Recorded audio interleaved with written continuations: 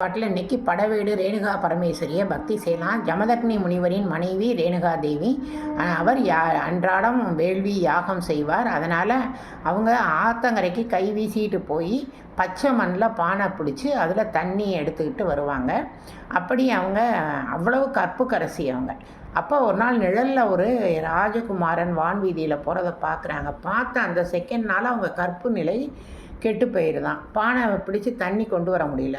ஜமதக்னி முனிவர்கிட்ட வந்து அழறாங்க. அவர் உடனே கோபமுற்று, உன்னுடைய தாய் கற்பிழந்து விட்டால் அவளுடைய தலையை வெட்டுங்க அப்படின்னு சொல்கிறார்.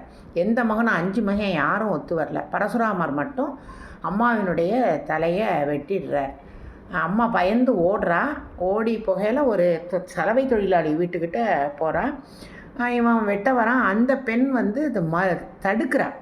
அப்போ 2 பேர் தலையையும் வெட்டிடுறார். அம்மா அப்பாட்ட வந்து அழறார். அப்பா உடனே மந்திர நீர் கொடுத்து இதை வந்து நீ தெளி, தலை உடம்போட ஒட்டிடும்னு சொல்கிறார். இவர் அப்படி பதட்டத்தோட தாயை இது பண்ணிட்டோமே, தலை ஒட்டணுமேங்கிற பதட்டத்தோடு போய் தண்ணியை தெளிக்கிறார். தலை வேறு உடல் வேறாக மாற்றி ஒட்டிடுறார். இப்போ எப்படி அந்த அம்மா வாழ முடியும்?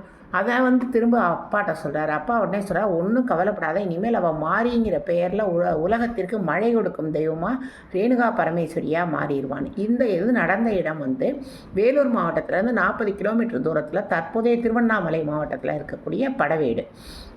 இங்கே ஜமதக்னி ஆசிரமம் அமைத்து யாகம் செஞ்சதுனால அந்த மண் வளர்ந்துக்கிட்டே இருக்குது.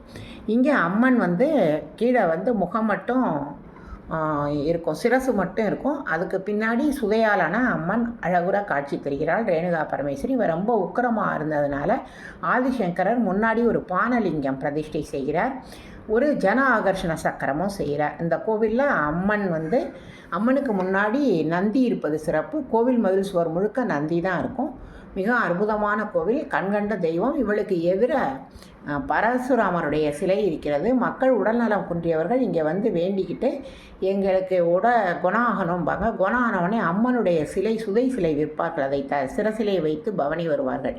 அதே மாதிரி பிள்ளை வரம் வேண்டுபவர்கள் அவங்க அம்மனுடைய சிலையை சிரசிலை வைத்து வந்து குழந்தை பிறந்தவுடன் அதுக்கு ஒரு 5 வயது ஆகும்போது அவன் தலையிலே பரசுராமர் சிலையை வைத்து வலம் வருவார்கள்.